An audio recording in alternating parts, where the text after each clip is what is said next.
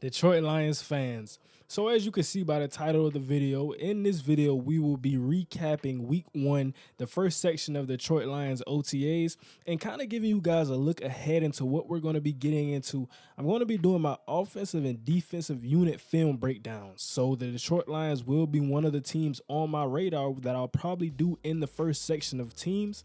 And basically what that's going to be, we're going to go all 22. We're going to look at the offensive guys. We're going to look at the defensive guys. Looking at guys who can get better, who did things very well, who did things very poorly. We're going to be brutally honest in this section and talk about what a Aaron Glenn, what a Ben Johnson can improve upon in this 23 season. Now, getting into this article for these quarterbacks, you know, Jared Goff, Nate Sudfeld, we know Hendon Hooker kind of basically in that red shirt type season. And let's see what they have to say. Definitely some rust to shake off for Jared Goff. Didn't have his most accurate day. Detroit Lions fans, even I know, I'm not worried about that. I talked about he can make every throw on the field. #1 pick for a reason. Now, there were a couple of opportunities for big plays during 11-on-11, 7-on-7s, and missed his connection, typically overthrowing his target. Now, he has a cannon of an arm, and I believe he can control it. Now, most notably, he missed on a deep wheel route to Jahmyr Gibbs, a post to Jameson Williams, wide open shot at Josh Reynolds. Now, you see this, and what I'm seeing, I'm kind of happy about it. And you wonder, why am I happy about a miss? I see a deep wheel route to Jahmyr Gibbs. There's a lot of different things we can do with Jahmyr Gibbs, but also David Montgomery. Now, if I'm seeing Jahmyr Gibbs running a wheel route, that's getting me excited because I'm thinking that we can run these split back systems. And I talked about them being on the field at the same time. And I keep saying it because you get Jahmyr Gibbs, he's not just a running back. This wheel route is just the fact that he's even doing it tells us a lot about his usage in this offense. Now, Nate Sudfeld kind of surprised some people talking about what he did at OTAs. Made a good first impression. And you put Nate Sudfeld and good impression in the same sentence, you might think I'm going crazy while I'm recording this video, but I'm not.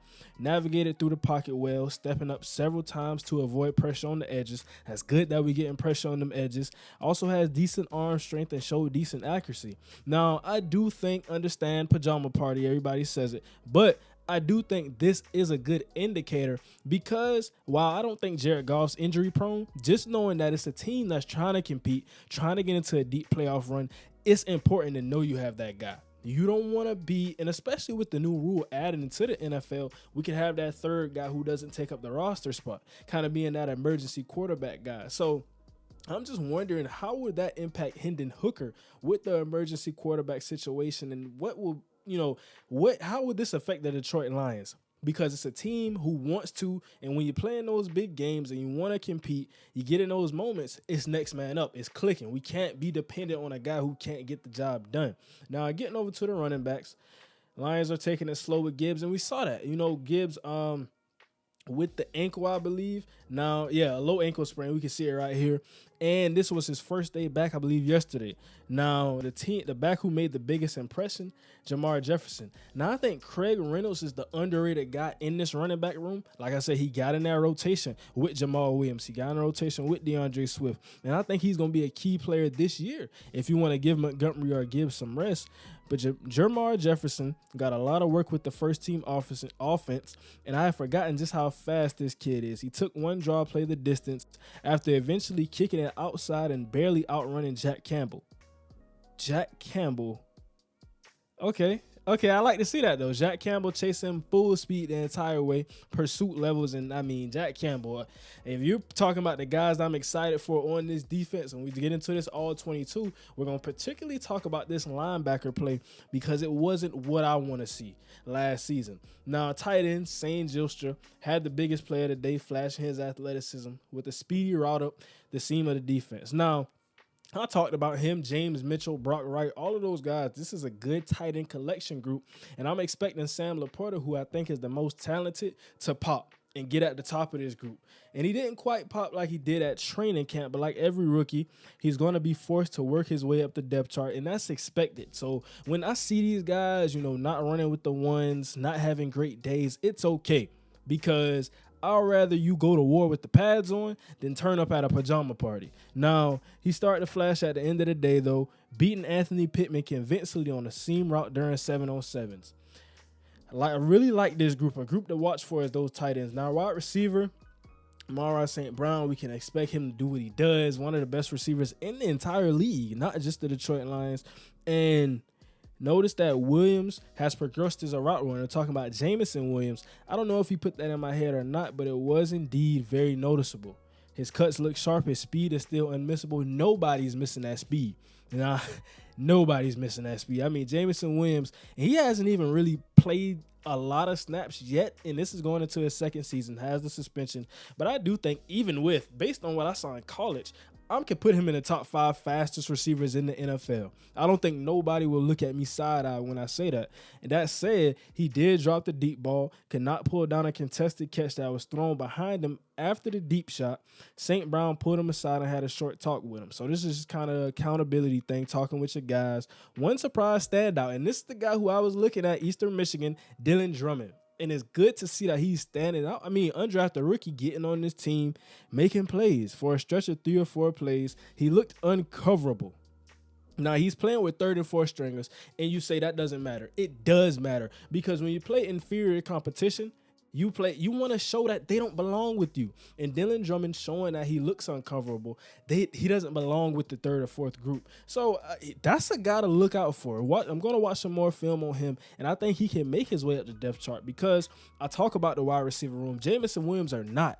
I think depth is still a key piece that we need to see who steps up in that room. Offensive line, no pads, so I'm not really going to talk about those guys too much. Defensive line, same thing. Now those linebackers. I saw Jack Campbell in some of those clips making plays, and the most notable linebacker observations from the linebacking corps: Derek Barnes, Alex Anzalone. He's really grown a lot. Feel like mentally going into that 7th year. This is a 7th year for Alex Anzalone. We really got a veteran in that room. A mental transition from the college to the pro level. He's put in the work to really study the game, grow from an on the ball defender to a middle linebacker in the NFL. And that said, this allowed Jack Campbell to take reps at that Mike position. I've talked about this in depth a lot. Now, Malcolm Rodriguez at the wheel, so we're talking about Alex Anzalone at the Sam. And right here we see Malcolm Rodriguez was playing with the second team defense, and he left with the injury. I saw that. And I think David Montgomery also left with the injury. Jalen Reeves-Maybin stepped in. So I do like this linebacker room, and I was listening to Tracy Walker talking about it, and he was talking about Jack Campbell, giving him high praise. Even Aiden Hutchinson, they're talking about this guy. He's so technically sound. And that's what I've been saying. That's what matters, because we bring in these freak athletes and they're not up to par on reading their keys. They're not up to par on actually leading the defense, checking play calls, making play calls at the line of scrimmage. It's those little things, not just a guy who runs 4-4, can make tackles. He can do a lot more, can shed blocks, all of that stuff. Now, defensive backs.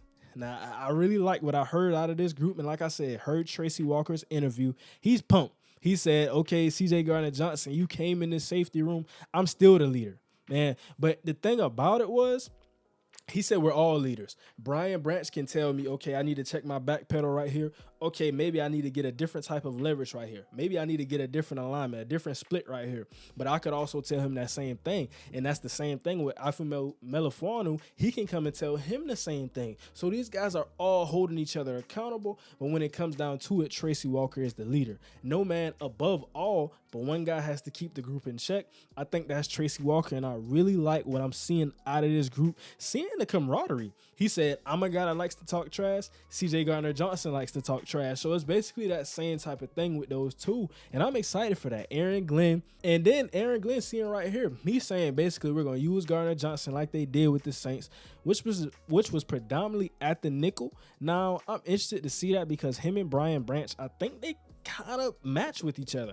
I think Brian Branch can play in a 2 high, and I think Gardner-Johnson could and probably should play in that 2 high, because Brian Branch, nobody can tackle like Brian Branch. I mean, that's out of the whole draft class, but that is a key thing to look at, and Aaron Glenn is really a lot on him.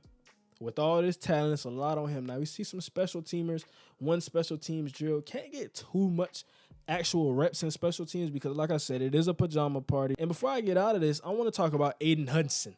I watched his interview, and he's so mature. He's so mature. I think he's going to take that next step. Now, if you didn't see my film breakdown of Aiden Hutchinson, you can go on my channel and check it out. That was one of my first videos when I first started YouTube. But the way that he talks about, I came in, I didn't stay in the same physique that I wanted to be all season. I kind of leaned down a bit instead of bulking and getting some muscle to play on the defensive line. But he's saying I'm back now, and basically changing his diet, his eating habits, some of the workout routines. He's gotten more and more workout routines. So now, listening to that and him, the way he talks about the game of football, he knows so many things, and it kind of makes sense for me because I talked about him. He's a technician. At such a young age, Aiden Hutchinson is just so young going into his second season, but he has the hand usage. He knows how to play against an offensive lineman. He knows how to counter all of the little things that we talk about. Talk about Tyree Wilson. He can be a freak, but what's his counter? What's his leverage? Does he play with his hands well? Aiden Hutchinson checks all of those boxes. And that's why I say I don't know how he didn't go number 1 in the draft, but Detroit Lions fans, you have to be happy that he's yours. And like I said, just listening to that, it was a lot of good things. I listened to Aaron Glenn, listened to Dan Campbell, all of these guys. It's a brand new energy. Time to start pumping it up. And you see it by the title. It's time to get hyped. Detroit Lions fans, are you hyped? Because I don't think you're hyped enough. The team is moving different. The coaches are moving different. The players are moving different. Everybody in the building, it's a different feel. It's a new feel. How long has it been? And, you went through the losing stretch, and after that week 9 stretch, got kind of hot. We need to be hot the whole season. This is a team that's expected to go deep in the playoffs, competing with those teams in the North, and we know all of them. They're competitive as well, but you feel like you have the edge. I need all the fans in Detroit. I need everybody in the room, everybody on the team, get hyped. Let me know what your expectations for this season are. And are you ready for this all 22 film breakdown? We got so many great things coming up, Detroit Lions. And obviously, if some news comes out, we're going to jump on that. But I'm going to leave you with that thought for today, and that's going to do it. And now, we out.